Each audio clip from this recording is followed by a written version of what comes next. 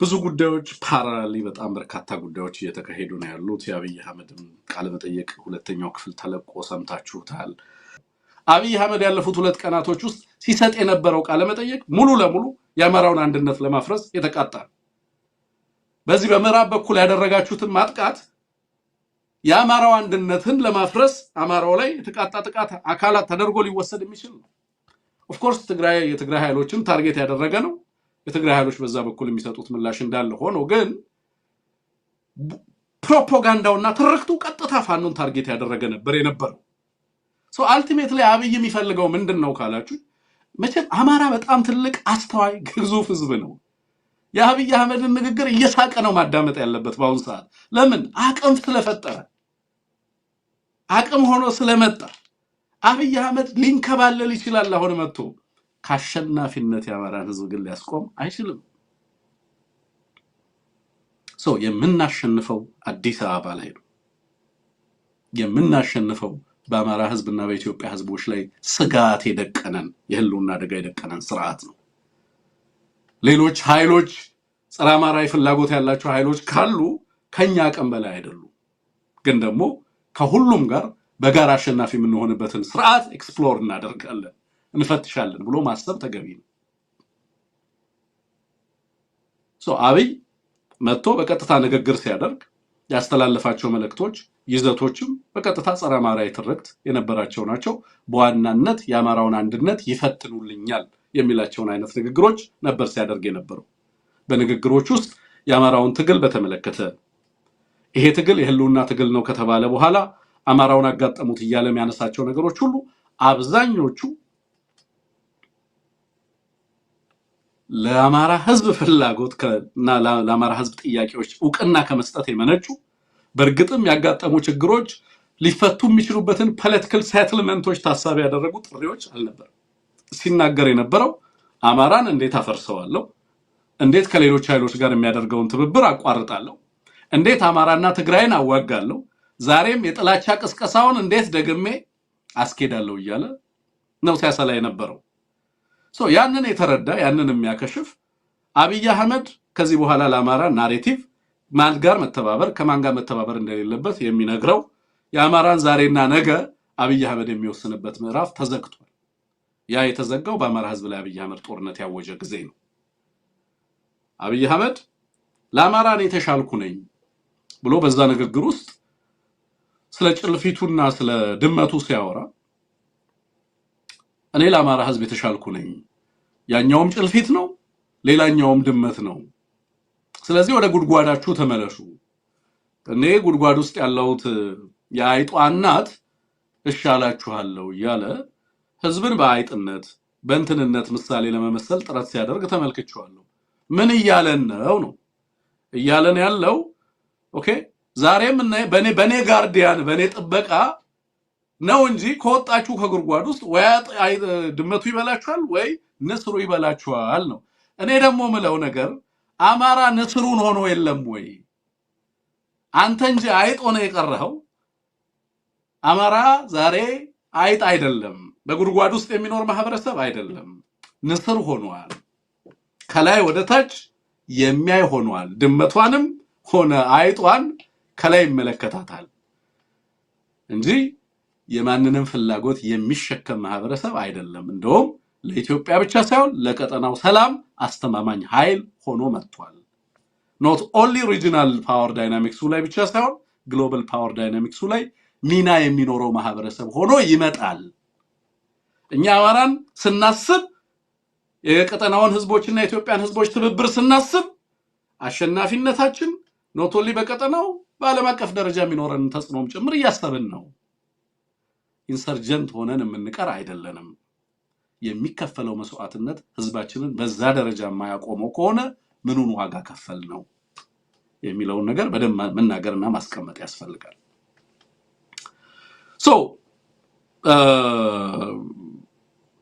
ከዚህ አንፃር በትርክት ደረጃ እነዚህ ሁነቶች ያለፉት 2 እና 3 ቀናቶች የፈጠሩት ነገር የሰጡን ነገር አለ።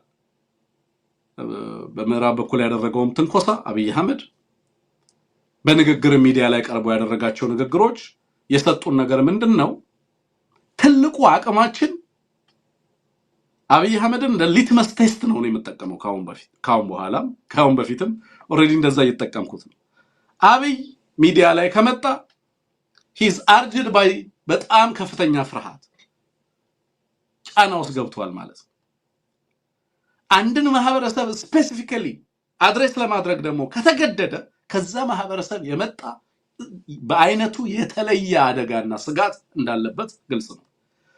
በቀጠናው ላይ እና በቀጣዩ የኢትዮጵያ ፖለቲካ ጣፈንታ ላይ አማራ የሚኖረው ሚና ከሌሎች ህዝቦች እንደ ትግራይ ካሉ ህዝቦች ጋር የሚያደርጋቸው ትብብሮች ደግሞ ካሉ ከአፋር ህዝቦች ጋር ከሶማሌ ከኦሮሞ ህዝቦች ጋር የሚኖረው ትብብር ካለ ደግሞ የአብይ አህመድ ካርድ ምን ሊሆን እንደሚችል ተገንዝቧል አብይ አህመድ። አብይ አህመድ መልሶ ሪዚዩም የሚያደርገው አገልግሎት፣ አብይ አህመድ መልሶ የሚሰጠን ፍትህ፣ አብይ አህመድ መልሶ የሚገነባልን ትምህርት ቤት፣ አብይ አህመድ መልሶ አድሬስ የሚያደርገው የአማራ ህዝብ ጥያቄ የለም። ከአብይ አህመድ ጋር የምንፈላለገው በምንድን ነው? ከአብይ አህመድ ጋር የሚፈላለገው የአማራ ህዝብ ከዚህ በኋላ በፍትህ ነው። ፍትህና ርትዕ የሚሰፍንበትን ሁኔታ ለደረሱ ጥፋቶች እያንዳንዱ ተጠያቂ የሚሆንበትን ሂደት ማስፈን ነው የሚፈልገው። በዛ ጉዳይ ብቻ ነው ከአብይ አህመድ ጋር ግንኙነት የሚኖረን። ግን አብይ አህመድ የፖለቲካው ልዩ ተዋናይ ሆኖ የአማራን ህዝብ የተለዩ ጥቅሞችና ፍላጎቶች ሊመልስ የሚችልበት እድል ግን እጁ ላይ እንደሌለ በግልጽ የታየበት ነው። ምንም ካርድ እጁ ላይ የለም። ለምሳሌ ወልቃይትን በኔ ስር ያለ በአማራ ክልል ያልሆነ አሁንም በኔ ስር በኔ ዴሊጌሽን እኔ በሰጠሁት ውክልና ማስተዳድረው አካባቢ ነው ብሎ ክሌም ሊያደርግ ፈለገ። ግን እውነታው እንደዛ አይደለም። አብይ አህመድ እጅ ላይ ምንም ካርድ የለም። ፐርሲቭድ የሆነ ያንን ኦውን የማድረግ ፍላጎት እንዳለው አውቃለሁ። ግን አክቹዋል ፖለቲካል ሪያሊቲውን እንመልከት ከተባለ በአብይ አህመድ እጅ ምንም አይደለም፣ ምንም ነገር የለም። የሚያዘው ጦር አለው፣ የሚያሰማራው ኃይል ምናምን አለው፣ የፋይናንስ አቅም ይኖረዋል፣ ስቲል ዲፕሎማቲክ ባክአፕ ሊኖረው ይችላል። እነዛን አቅሞች ሶፍት እና ሃርድ ፓወሩን አጠናክሮ አሁንም ሊፈጥር የሚችላቸው ቀውሶች እንዳሉ ገነዘባለሁ። አብይ አህመድ ግን ፖለቲካውን ተሸንፏል። አብዛኞቹ በእጄ ናቸው የሚላቸው ነገሮች በሱ እጅ አይደሉም። በተወሰነ መንገድ መቀየር ያለባቸውን ጌሞች ብንቀይራቸው አብይ አህመድ እዛ ቀጠና ላይ ሊኖር አይችልም። አብይ አህመድ ጋር ነው የሚሉ ሰዎች፣ ፓወሩ አብይ አህመድ ጋር ነው፣ ኃይሉ አቅሙ አብይ አህመድ ጋር ነው የሚሉ ሰዎች በሚቀጥለው አንድ ወር ውስጥ ይሄንን አስተሳሰባቸውን ኮምፕሊትሊ የሚቀይር ነባራዊ ሁኔታ ኢትዮጵያ ውስጥ እንደሚፈጠር ግልጽ ነው። አብይ የሚቆጣጠረው አብይ የሚያዝበት አቅም ሶፍት ፓወርም ሃርድ ፓወርም በእነዚህ ቀጠናዎች ላይ ይኖራል ብሎ ማሰብ አደገኛ ነው የሚሆነው። ምን ማለት ነው? በአብይ አህመድ እጅ የሆነ ምንም ነገር የለም ማለት ነው። የኛ አስተሳሰብ ካልሆነ በስተቀር የአብይ አህመድ እጅ እንዳለ እንድናስብና ከአብይ አህመድ እጅ ፍትህ እንድንጠብቅ ወይንም ከአብይ እንዲጣልልን የምንጠለይብቀው ነገር ከሌለ በስተቀር አክቹሊ ነገሮቹ ያሉት በእኛ እጅ ውስጥ ነው። ተሸንፎታል ፖለቲካውን ነው። አሸናፊ መሆን አልፈልግም ነው የገጠመን ትግል። እኛ አብይ አህመድን ማሸነፍ ችለናል ነው ማሸነፍ ችለናል። ይሄንን ድል ወደ ተሟላ ድል እንቀይረው፣ ወደ ተሟላ ኢትዮጵያዊ ድል እንቀይረው፣ ወደ ተሟላ ስርዓት ለውጥ እንቀይረው ነው እንጂ አብይ አህመድ ፖለቲካውን ተሸንፏል። ሃርድ እና ሶፍት ፓወሩ ኮምፕሮማይዝድ ሆኗል። የማይሞክረው የማይንጠለጠልበት ጉዳይ የለም። ለምሳሌ ቀጠናዊ ላይ ያደርገው ይሞክራል፣ ወደዛም ይሄዳል፣ ወደዚህም የማይጫነው ፕሬስም የማያደርገው ባትን የለም። እዚህም እዛም የማይጫነው ነገር የለም። ምክንያቱም he is so desperate። በዚህ ሰዓት ከባድ ስጋት ውስጥ ነው ያለው። ትልቅ ተስፋን አገኛለሁ ብሎ አተርፋለሁ እያለ የሚፈልገው ግን ከአማራ ልዩነት ነው። አማራውን በመበተን የአማራውን ኃይል በማጓጓት በማባበል ለምሳሌ የተናገራቸው ነገሮች አሉ። የብሔር እንትኑን በተመለከተ፣ ማንነት ተኮር ጥቃቱን በተመለከተ፣ የማንነትና የወሰን ጥያቄዎችን በተመለከተ፣ ልማትን በተመለከተ አማራን አልምቻለሁ፣ 4000 ኪሎ ሜትር መንገድ ገንብቻለሁ፣ 2000 ነበር በእጥፍ አድጎ የአማራ ክልል ሮድ ካቨሬጅ ወደ 4000 ያደገ ይለናል። በነገራችን ላይ ትክክለኛ ዳታ አይደለም። ስለ ትምህርት ቤት ምናምን ያወራው ማኒፋክቸርድ ነው፣ ትክክለኛ ዳታ አይደለም። ያቀረበው ዳታ አንድም ፈልጋችሁ በተረጋገጡ ተቋማት የወጡ መረጃዎች ሆነው አታገኟቸውም። go and search አንድም available data የለም። ኢትዮጵያ ውስጥ የየክልሎች የመሰረተ ልማት የልማት እንቅስቃሴዎች አቅጣጫዎችን በተመለከተ አንድም ተጨባጭ መረጃ ዳታዎችን የምታገኙት በጣም የወሰን ክልሎችን የሁለት ክልሎች ወይ የሶስት ክልሎችን ግን አማራ ክልል ኢትዮጵያ ውስጥ ካሉ ክልሎች one of the poorest in terms of road coverage ለምሳሌ መንገድ accessibility በቀደም ስታዩት አልነበረም ሶሻል ሚዲያ ላይ ሲንበላለስ የነበረው የተወለዳችሁበት አካባቢ ላይ እስኪ አማራ ክልል ተወልዳችሁ ያደጋችሁ ልጆች የተወለዳችሁበት አካባቢ ላይ ዛሬስ መንገድ አለ ከስንት ዓመት በኋላ ዛሬ አክሰስ አላችሁ ሮድ አክሰስ አላችሁ የላችሁ መንገድ የላችሁ ምክንያቱም አይገነባም It's one of the poorest in terms of ኢትዮጵያ ውስጥ ካሉ ማለት ነው የኢትዮጵያ 31% የሮድ coverage ያለው ኦሮሚያ ውስጥ ነው 31% አማራ ክልል ላይ የለም እና ያልሰራውን ሰርቻለሁ ይያለ ሁሌ መጥቶ የሚነግረን መገጭና ጎርጎራ ወይ ደግሞ የተወሰኑ ሁለት ነገሮችን ያነሳል እነዛ ነገሮች ይነግረናል ቤዚካሊ ምን አይነት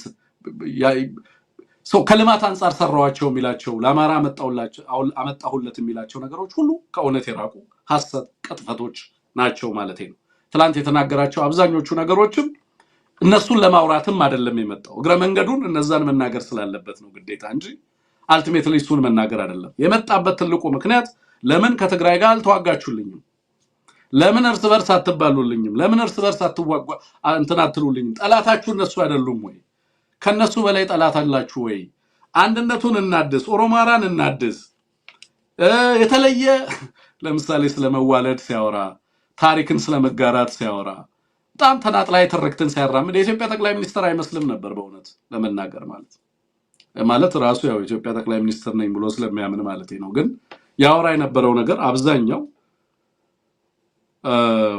አማራን አሁንም የፖለቲካ መጠበቃሚያ እና አባይን ተሻግረን ቁማሩን በልተናቸዋል እንደተባለው አሁንም ቁማሩን ለመብላት የሚደረግ ጥረት እንደሆነ በግልጽ ተመለከታላችሁ ማለት ነው የአማራን ዘላቂ ጥቅም የአማራን ህዝብ ጥያቄ አለኮ አማራ ላይ ጦርነት አውጇል የአማራ ልሂቃንን አስሯል ህዝቡን አሰድዷል በርካታ ነገር አማራ ላይ ያደረገ እኮ ነው ያለው ይሄ ግለሰብ ግን የአማራን ጥያቄ ወደ አንድ ነገር ብቻ ሬዲዩስ አድርጎት ከዛ አማራን ጥያቄ ከወልቃይት ጋር ያገናኘ ከወልቃይትና ከወልቃይት ጋር ብቻ አማራው ዛ ላይ ፎከስ አድርጎ ጠላትህ ትግራይ ነው ለማለት የሚሄድበት ርቀት ቀላል አልነበረም አስደንጋጭም ነው ፎርዛት ማተር የሚናገርበት አግባብና የሚናገርበት ልክ በቀጥታ ቀስቀሳ ነበር ሲያደርግ የነበረው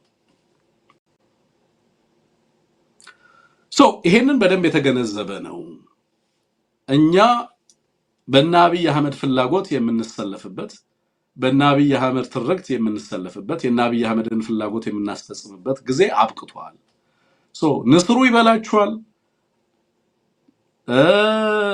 ምንድነው ደግሞ ይሄ ድመት ይበላችኋል እኔ ይሻላችኋለሁ እያለ ሲያቀርብ የነበረው ተረትና ምሳሌ ምንም ውሃም አይቋጥር አሁን አይጧ እሱ ሆኖ ንስሩም ድመቱም ሁሉም ታርጌት ያደረገው ወጥመዱም ጭምር ታርጌት ያደረገው አብይ አህመድን ሆኖ ራሱን ለማስመለጥ ከፍተኛ ረበረብ ውስጥ ያለ ራሱን ለማስጣል እየጣረ ያለ ግለሰብ እንደሆነ ስርዓቱን በዛ መንገድ መመልከት የሚቻልበት ሁኔታ እንዳለ በግልጽ የተመለከትነው እንደሆነ ማንሳት ፈልጋለሁ ከዚህ አንፃር ሰሞኑን የሚደርሱ በቀጥታ ታርጌት አብይ አህመድ ሁለት ነገር ለምሳሌ አሁን የድሮን ጥቃት የአብይ አህመድ ሰራዊት ላይ መፈጸሙን ሰምተናል እሱም የድሮን ጥቃትና የከባድ መሳሪያ ጥቃት በተደጋጋሚ እንደዚሁ መፈጸሙን ሰምተናል አልቲሜትሊ የተፈለገው ነገር በዛ በኩል የህዋት ኃይሎች እና የኤርትራ ኃይሎች ሌሎችም እንደዚሁ ተቀናጅተው ጦርነቱን ጀመሩ የሚል ግንዛቤ እንዲያዝ ነው አብይ አህመድ ያንን አይዲያ ነበር ፑሽ ያደርግ የነበረው ግን የጦርነቱ ጀማሪ እሱ እንደሆነ በኋላ ላይ በደንብ የተረጋገጠ ነው በነገራችን ላይ ከመሬት ለማረጋገጥ ጥረት አድርጌያለሁ ትክክል አብይ አህመድ ነው ጦርነቱን ጀምሮ የነበረው የጀመረበትን ምክንያት አማራ ተወራሃል ብሎ አማራውን በተለያየ አይነት መንገድ ውስጥ አስገብቶ የተለያየ አይነት ፊሊንግ እንዲሰማው የዚህ አማራ ፖለቲካ ኃይል አሰላለፍ ዝብርቅርቅ ውስጥ እንዲገባ ዲስኦሪየንትድ እንዲሆን አማራ ታርጌቱን ሉዝ እንዲያደርግ እና እርስ በርሱ እንዲባላ ፈልጎ ያንን እንዳደረገው በንግግሩም ተመልክተናል። በተግባርም ያንን ለማሳካት ጥረት እያደረገ እንዳለ በግልጽ መመልከት ያስፈልጋል። ያንን ግን የሚሰጠው አካል እንደሌለ በትክክልም የአማራ ህዝብ ለይቶ ትኩረቱን አቅሙን በምን አይነት መንገድ አስልቶ መታገል እንዳለበት ድርጅት ፈጥሮ ድርጅቱ ያንን አቅጣጫና ግንዛቤ እየያዘ እያንዳንዷን ዴቨሎፕመንት እየለካና እየቆረጠ ውሳኔዎችን የጋራ እየሄደ እያደረገ እየተንቀሳቀሰ እንዳለ ማረጋገጥ ይችላል። ግን የተረዳነው ነገር ምንድነው? በተወሰነ መንገድ አብይን ለማዳን የሚደረግ ርብርብ አለ። የተረዳነው ምንድነው? አብይ አህመድ ከዚህ በፊት ያጋጥሙት የነበሩትን አይነት ሁኔታዎች እንደማያጋጥሙት አስቀድሞ ግምት የወሰደበትን ለምሳሌ ለመጀመሪያ ጊዜ በአብይ አህመድ ሰራዊት ላይ የድሮን ጥቃት ተፈጸመ የሚለው ነገር ቀጣዩን የጦርነት አቅጣጫና ባህሪ በደንብ የሚነግረን አብይ አህመድ ሶል ኦነርሺፕ የድሮን የብቸኛው ባለቤት ሆኖ በኢትዮጵያ በተለይ በአማራ ህዝቦች በትግራይ በኦሮሚያና በሌሎች አካባቢዎች ላይ እንደፈለገ አፋርን ጨምሮ በህዝቦች ላይ ያደርስ የነበረው የድሮን ጥቃት እያደረሰ የሚቀጥልበት እድል እያበቃ እንደመጣ ቀጣዩ ጦርነት ኖት ኦንሊ ሀገር ውስጥ ብቻ ያለ ሳይሆን ሻተር ቤልት እየሆነ ከሀገር ውስጥም ከውጭም ካሉ ኃይሎች ጋር ሊጋጭ የሚችልበት ወደ ጦርነት ሊገባ የሚችልበት እድል እየሰፋ እየመጣ እንዳለ መመልከት ያስችላል። በርካታ ቬክተሮች ሊንቀሳቀሱበት የሚችሉበት ምናልባትም አሁን በራያ ያለውን የኃይል እንቅስቃሴ ዛሬ ያለውን ስንመለከት የመጨረሻ የሚባሉ ወታደራዊ ስምሪቶች እየተሰጡ እንዳሉ ነው የምንመለከተው። በርካታ ግንባሮች ኦሬዲ በዚህ ሂደት ውስጥ አሁን ትናንትና ካዘጋገብ አንፃር የነበሩ ውስንነቶች ካሉ በርግጥ ይቅርታም ለጠየቅ ያለብን ለምሳሌ እኔም ተጀመረ ያልኩት እንደው የተቀናጀ ጸረ አብይ ትግል እንጂ በርግጥ የሚጀመር ጦርነት እንደሌለ አማራው በደንብ ማወቅ አለበት። ተጨማሪ አብይ የሚጀምራቸው ግንባሮች ካልሆኑ በስተቀር የሚጀመር ቆሞ የነበረ ወይንም ደግሞ ለጊዜው ቸል ተብሎ የነበረ ጦርነት እንደሌለ መገንዘብ ያስፈልጋል። በሁሉም አካባቢዎች ላይ የነበሩ እንቅስቃሴዎች እስከዛሬ ድረስ ይደረጉ የነበሩ አሁንም እየተደረጉ ያሉ ዛሬን ጨምሮ በበርካታ አካባቢዎች ላይ መጠነ ሰፊ ውጊያዎች እየተደረጉ እንዳሉ በግልጽ ትመለከታላችሁ። የሚጀመር አዲስ ነገር ከተባለም አዳዲስ ኃይሎች አዳዲስ ግንባሮች ይፈጠሩ ይሆናል እንጂ ጸረ አብይ ትግሉ በሁሉም አቅጣጫ ከዚህ በፊትም የነበረ የቀጠለ መሆኑን በደንብ መገንዘብ ያስፈልጋል። አዲስ የሚጀመር ነገር የለም ማለት ነው። ያንን በደንብ ማወቅ። ሌላው እነዚህ አዳዲስ ጦርነቶች ኃይልንና ሚዛንን በማዛባት አዲስ ተዋናዮችን ምናልባትም የጦርነትን ሂደት በበላይነት የሚመሩ አዳዲስ አክተሮችን ይፈጥራል የሚል ኤክስፔክቴሽንም በብዙዎች ሰዎች ዘንድ አለ። ለምሳሌ ወደ አዲስ አበባ ሲመጣ የሚመጣው ህዋት ነው፣ ህዋትን ልታመጡት ነው ይላሉ። አሁን ብዙዎቹ በቀደም ምንድነው ያልኩት? የሚመጣ የሚባል አክተር የለም፣ ጦርነቱ የሚያልቀው ባለበት ነው።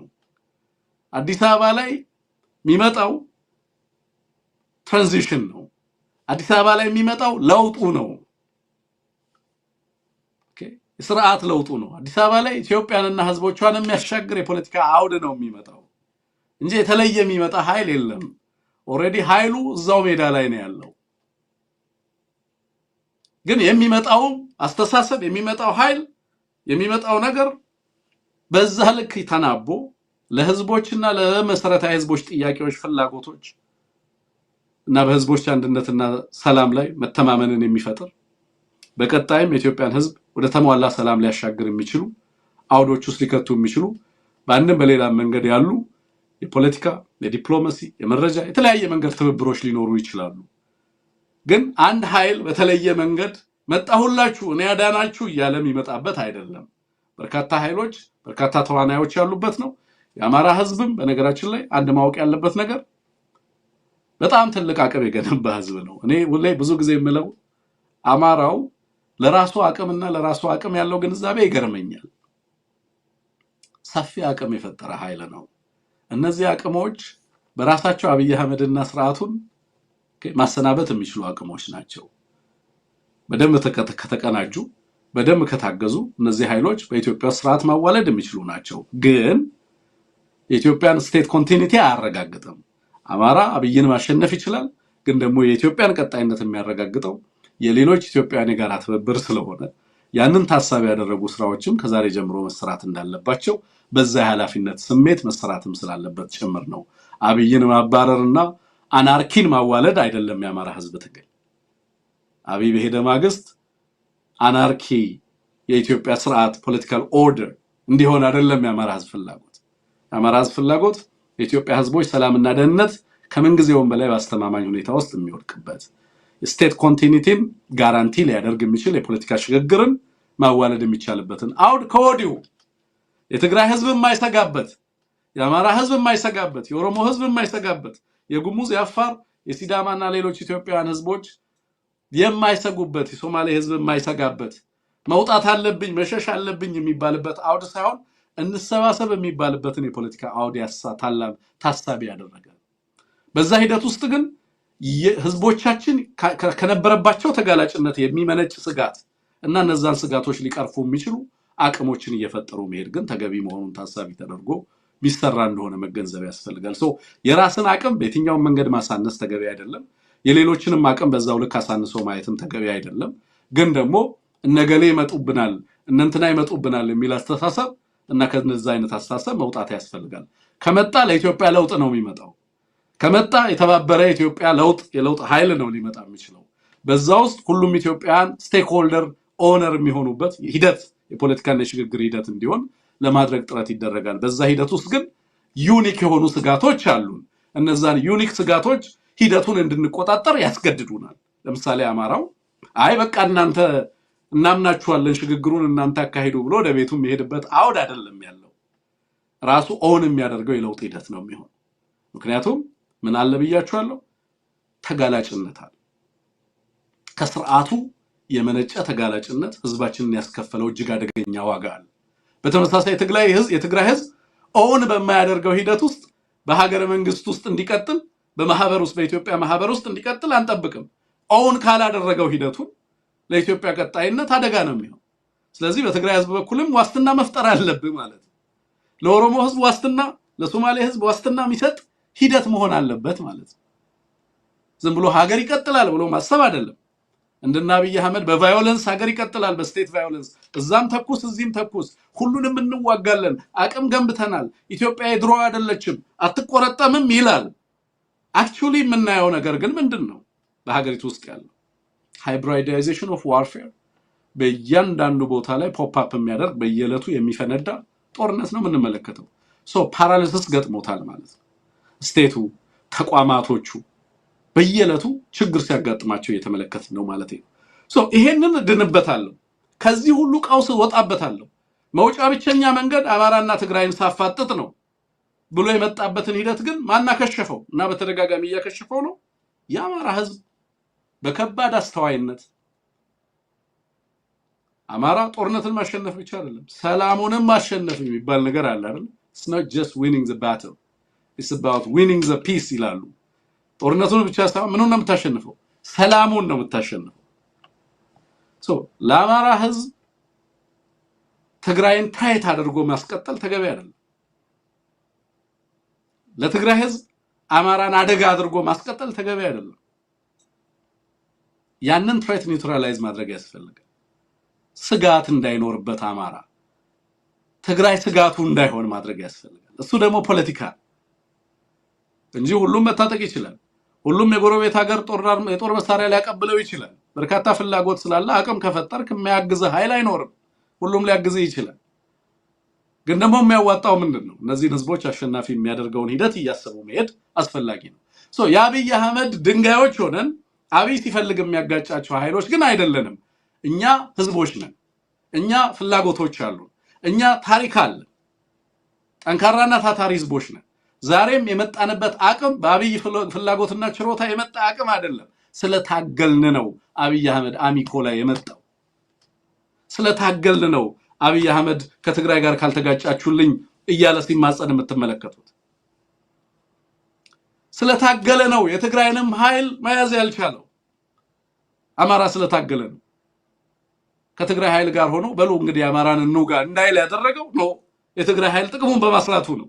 ከአማራ ጋር በዋጋ የስ አሁን ላይ ያለውን ኃይል ኒውትራላይዝ እዚህ አካባቢ ላይ እንደዚህ ላደርግ እችላለሁ፣ ግን በጊዜ ሂደት ለትግራይ ጠቅመዋል ወይ ነው ስሌት። ሲያሰላው ትግራይ የምታተርፈው ከአማራ ጋር ከሚኖር ወዳጅነት ነው። ተነሱና ኦሮሞን ውጉልን ቢል አማራው ተነስቶ ኦሮሞን ሊወጋ አይችልም። አማራው ለምን? ያሰላል ጥቅሙን፣ ያሰላል ሰላሙን፣ ያሰላል የሀገር አንድነትን። ስለዚህ አብይ አህመድ እስከዛሬ ሲጠቀምባቸው የነበሩ የማጋጫ ቬክተሮችን ከአብይ አህመድ እጅ መሰብሰብ፣ ለልጅ አይሰጥም በሉትና ሰብስቡ። አማራን ከአብይ አህመድ እጅ ውጭ፣ ትግራይን ከአብይ አህመድ ውጭ፣ አፋርን ከአብይ አህመድ ውጭ። አሁን አንተ የምታዋጋቸው ህዝቦች መሆን የለባቸውም። የራሳቸውን የጋራ ዴስቲኒ በጋራ ይጽፋሉ። ኦውን በሚያደርጉት ሂደት ውስጥ በጋራ አዲሲቷን ኢትዮጵያ እና የኢትዮጵያን የፖለቲካ ተስፋ በተለየ መንገድ ይጽፋሉ። ሁሉም ህዝቦች የዛ አካልና የዛ ሂደት አካል የሚሆኑበትን ሁኔታ ማሰብ ተገቢ ስለሚሆን ማለት ነው። ሰሞኑን ያጋጠሙን ነገሮች በዋናነት ከዚህ ጋር የተገናኙ ናቸው። ግን ግልጽ ሆኖ የመጣው ነገር ደግሞ እነዚህ በዚህም በዛ የሚጀመሩ ትንኮሳዎች አክቹሊ ጦርነቱን ስካሌት አድርገውታል። ስካሌት ማድረግ ማለት ትክክለኛ አማርኛ ትርጉሙ ማገርሸት ነው። ጦርነቱን እንዲያገረሽ በተለያየ አካባቢ ላይ መፋጠጡ እንዲጨምር የስጋት ደረጃው እንዲያይል አድርጎታል በየአካባቢው። እነዚህ ወደ ምን ሊያመሩ ይችላሉ? ኮኦርዲኔትድ ሆነ ለምሳሌ እንዳልኩት እንደ ትልቅ ቼዝ ቦርድ ብንወስደው በዚህ ውስጥ በጣም በርካታ ተዋናያን አሉ። እነዚህ ሁሉ በርካታ ተዋናያኖች የየራሳቸው ኢንትረስቶች ቢኖሯቸውም እነዚህ የተለያዩ ፍላጎቶቻቸውን ሊያስተባብሩና ሊያቀናጁ የሚችሉበትን ሂደት ግን ሊፈጥር ይችላል። በዚህም ምክንያት አብይ በዚህም በዛም አማራውንና የአማራውን አንድነት ይበትንልኛል ብሎ የሚያደርጋቸው እንቅስቃሴዎች ከአማራው በዘለለ ያሉ አክተሮችን፣ ሌሎች ተዋናያኖችን በፍጥነት እንቅስቃሴያቸውንና እርምጃዎቻቸውን አጠናክረው ሊቀጥሉ የሚችሉበትን እድል እንዲፈጥሩ ሊያስችላቸው ይችላል። በዚህም ምክንያት በሚቀጥሉት ጥቂት ሰዓታቶች ውስጥ ወይንም ቀናቶች ውስጥ የተለዩ አይነት ነገሮች በቀጠናው ላይ እየመጡ እንዳሉ በግልጽ እየተመለከትን ያለ ነው። በርካታ የጦርነት ግንባሮች ሊከፈቱ የሚችሉ አዳዲስ ተዋናዮች በኢትዮጵያ የፖለቲካ ቀጠናዎች ብቻ ሳይሆን ወታደራዊ አውድ ውስጥ ተሳታፊ ሊሆኑ የሚችሉበት እድል እየሰፋ ነው የመጣው።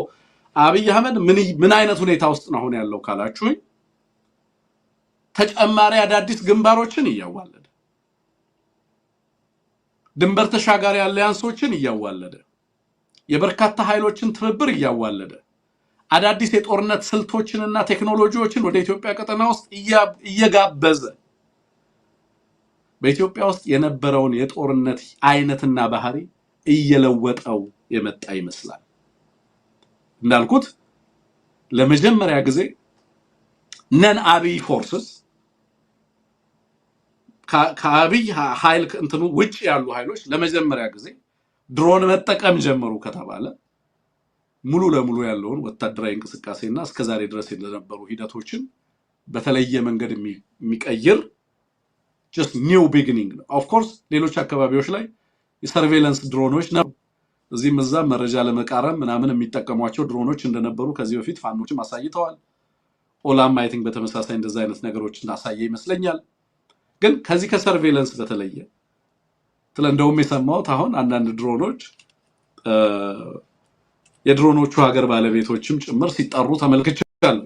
የኢራን ድሮኖች፣ የቱርክ ድሮኖች፣ የቻይና ድሮኖች ያው በብዛት እነዚህ ሀገራት ድሮኖች ናቸው። የዩናይትድ አረብ ኤሚሬት ድሮኖች፣ ዩናይትድ አረብ ኤሚሬት ከተለያየ ሀገር የምትገዛቸው ድሮኖች ናቸው በስፋት ቀጠናው ላይ ያሉት።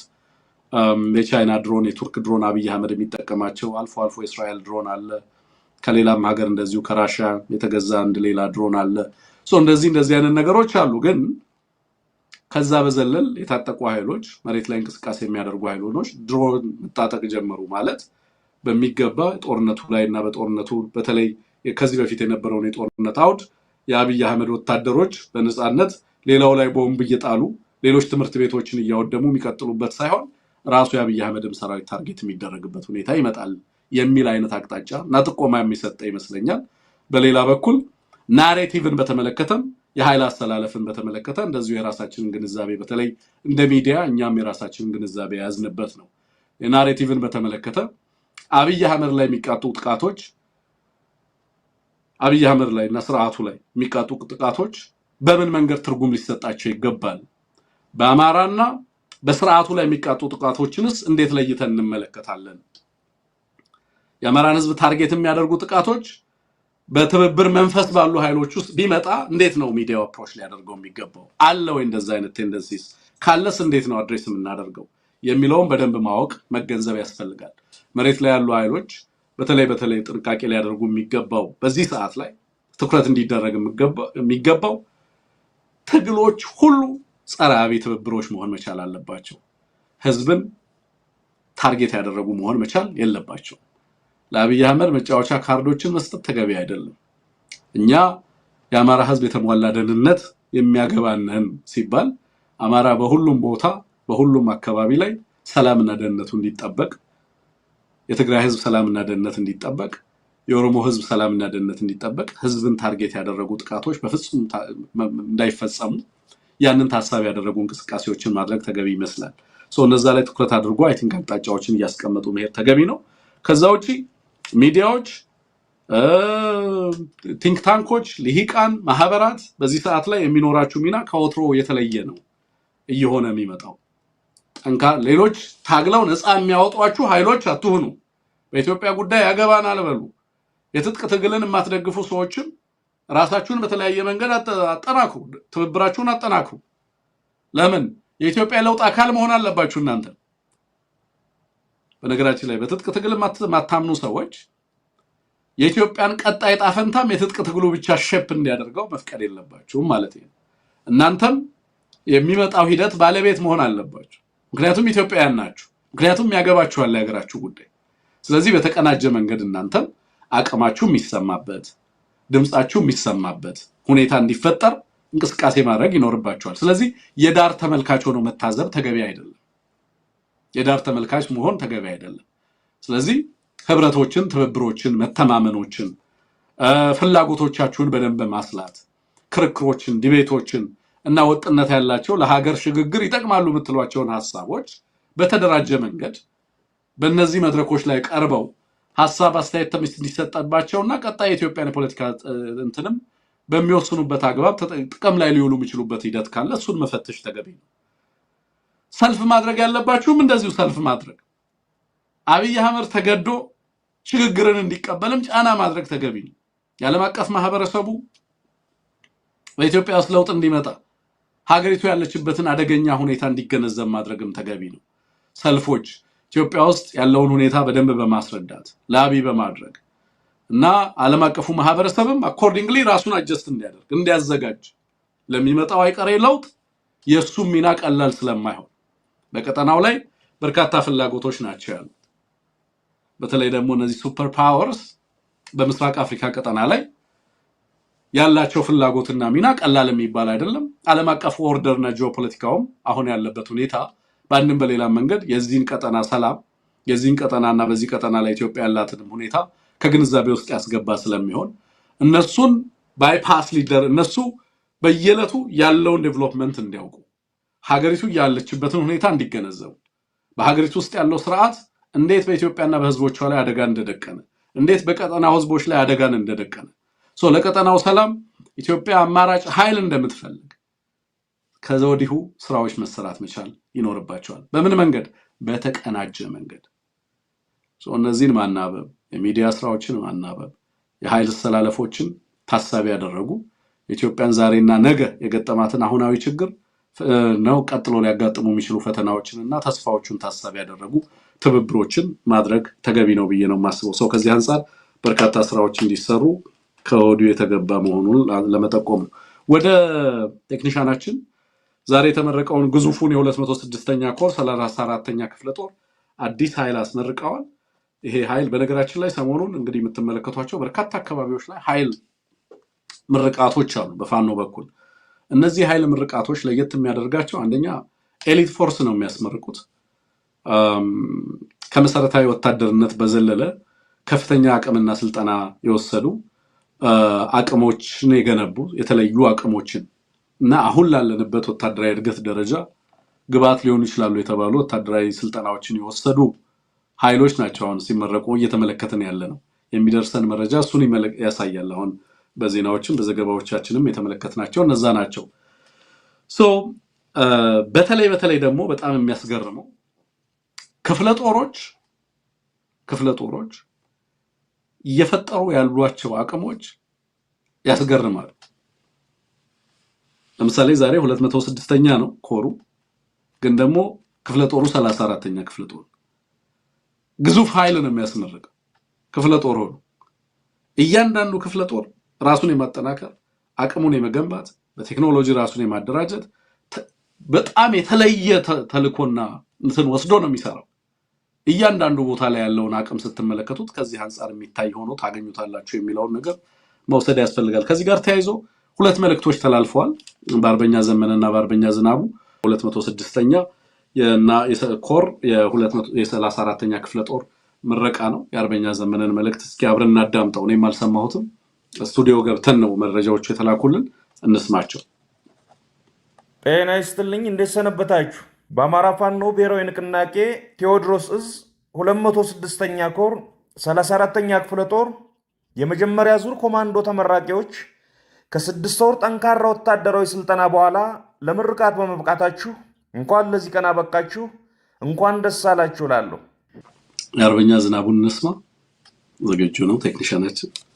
ለአማራ ፋኖ ብሔራዊ ንቅናቄ ቴዎድሮስ እዝ 206ኛ ኮር 34ኛ ክፍለ ጦር ተመራቂ አባላት እንኳን ለዚህ ታላቅ የምረቃ ቀን በሰላም አደረሳችሁ። እናመሰግናለን። እንደሰማችሁት አርበኛ ዘመነም አርበኛ ዝናቡም በቀጥታ ለዚህ ለተመራቂ ኃይል ለ206ኛ 34ኛ ክፍለ ጦር ያስተላለፉት ነው። በጣም ግዙፍ ኃይል ነው በነገራችን ላይ የሚመረቀው። ከአንዳንድ የክፍለ ጦሩ አመራሮችም ጋር እንደዚሁም በኮሩ አመራሮች ጋር ቃለ መጠይቅ ጠዋት ላይ ለማድረግ ሞክሬያለሁ። ምረቃውን በተመለከተ እዚህ አላቀረብኩትም። ምንድነው አዲስ ነገሩ የሚል ነገር ጠይቄያቸዋለሁ እና እያንዳንዱ ክፍለ ጦር በጣም መሰረታዊ ሰፊ አቅም ሰፊ አደረጃጀት ሰፊ የአቅም ግንባታ ሂደቶችን አልፎ የመጨረሻ ዝግጅቱን የሚያደርግበት ነው። እያንዳንዱ አሁን ከኖት ኦንሊ በኢትዮጵያ ውስጥ ያለውን ሁኔታ አጠቃላይ ቀጠናዊ ሁኔታውን እና በዛ ልክ ግንዛቤን የፈጠረ እያንዳንዱ አመራር በዛ ልክ በምን አይነት ቀጠና ውስጥ እንዳለን በምን አይነት ሀገራዊ ሁኔታ ውስጥ እንዳለን ትልቅ ግንዛቤ እንዲኖረው እየተደረገ የመጣ ይመስላልና ዝም ብሎ ክፍለ ጦርን ማስመረቅ በዛ ባሉበት አካባቢ ላይ ወዲና ወዲያ ማለት ብቻ ሳይሆን ቀጣዩን ምዕራፍ የሚመጥን መጪውን ዘመን የሚመጥን የኢትዮጵያን ሀገራዊ ሁኔታን ከግንዛቤ ውስጥ ያስገቡ መጠነ ሰፊ ዝግጅቶች ናቸው ሲደረጉ የምትመለከቱትና ቅድም አርበኛ ዘመን እንዳለው ለአፍታ እንኳን አይናችንን እንድንከድን የማያስችል ታሪካዊ አውድ ላይ ነው ያለነው። ታሪክ ሲጻፍ ቀኑ የተለየ ዝናባማ ወይ የተለየ ጭጋጋማ አይሆንም። የተለየ ቀን በተለየ ብርሃን ተሞልቶ ወይንም ደግሞ በተለየ ጭጋግ ተሞልቶ የሚከሰት የተለየ ቀን አይደለም። ታሪክ ወደፊት የሚጻፍ ሂደት አይደለም። በየዕለቱ ሰዎች የሚከውኑት በየዕለቱ የሚያደርጉት በየዕለቱ የሚያልሙትና የሚተልሙት እነዚህ ነገሮች ድምር ውጤት ነው ነጋችንና ተስፋችን። ዛሬ የሚሆነው ነገር ሁሉ ለአማራ እያንዳንዱ ቀን ምንድነው ብያለሁ ከዚህ በፊት አዲስ ታሪክ እየተጻፈ ያለበት ቀን። ዛሬ የምንሰማቸው ዛሬ የምንመለከታቸው የሚተላለፉ መልእክቶች ሁሉ በታሪክ ውስጥ የሚኖራቸው አውድ ቀላል አይደለም። አሸናፊ ትውልድ ብቻ ነው የየዕለት ተግባሩን በታሪክ መስታወት ውስጥ የሚመለከተው እንደዛ አይነት ትውልድ ነው። ቀጠናው ላይ አጠቃላይ ሀገራችን ውስጥም ያለው በየሰዓቱ ኢቮልቭ እያደረገ ያለው ነገር ላፍታ እንኳን ምን እንዳንል ያስገድደናል ይላል። አይናችንን እንዳንከድን ያደርገናል ነው የሚለው። ስንቶቻችሁ ስንቱ የአማራ ህዝብ ዛሬ የተለየ ምዕራፍና አውድ እንደሆነ ያስባል? ስንት ሰው ኢትዮጵያ በእርግጥም ወደ ለውጥ ምዕራፍ እየመጣች እንዳለች ጦርነት እየተደረገ እንዳለ ነው ሰው የሚያስበው? ግን ኢትዮጵያ አዲስ ምዕራፍ ውስጥ እየገባች እንዳለች ምን ያህል ሰው ያስባል? ነገን ሼፕ ለማድረግ ባለ አቅም ባለ ፍላጎት ልክ ለመቅረጽ የሚደረጉ ጥረቶች የተጀመሩና እየተደረጉ ያሉ መሆናቸውን ምን ያህሎቻችን እንገነዘባለን የሚለው ነገር በጣም ጠቃሚ ነው። ከዚህ አንፃር አርበኛው የሚያስተላልፈው መልእክት ሻለቃ ዝናቡ የሚያስተላልፉት መልእክት ለምታጠቁት ወታደሮች እና ትግል ለሚያደርጉት ብቻ ሳይሆን ለመላ የአማራ ህዝብም ትግሉና የትግሉ እድገት ደረጃ የደረሰበትን ሁኔታ እንዲገነዘብ የሚያደርግ ያለንበትንም የታሪክ ምዕራፍ እንድናውቅ የሚያደርግ መሆኑን መገንዘብ ያስፈልጋል። በተወሰነ መንገድ እንግዲህ ዛሬ ያሉን መረጃዎች ወታደራዊ ትዕዛዞች እየተሰጡ ቅድም እንዳልኩት በራያ ምዕራፍ እንደዚሁ አዳዲስ ወታደራዊ ትዕዛዞችና ተልእኮች እየተሰጡ ነው ያሉት። በነገራችን ላይ መጨረሻ የሚባሉ ዝግጅቶች ናቸው እየተደረጉ ያሉት። it is no more about tactical አሁን ታክቲካል ስምሪት አይደለም። አሁን አብዛኞቹ ያሉ ነገሮች የናሬቲቭ ዲፕሎማቲክ ኮሚኒቲውን ኢንጌጅ ማድረግ ሌሎች እንደዚህ አይነትና መሰል ነገሮች እንጂ አሁን ያሉት እውነት ለመናገር አሁን ወታደራዊ ኦሪየንቴሽን የሚሰጥበት ምን ይደረግ እየተባለ እቅድ የሚነደፍበትም ምዕራፍ አይደለም። እሱ ምዕራፍም ዘግይቷል። ኦኬ አሁን ናሬቲቭን የመቆጣጠር እና ሌሎች ነገሮችን የማድረግ ስራዎች ብቻ ናቸው እየተሰሩ ያሉት እንጂ ከዛ የዘለለ በርካታ ምዕራፍ ላይ መገባቱን በግልጽ እየተመለከትን ስላለን ማለት ነው።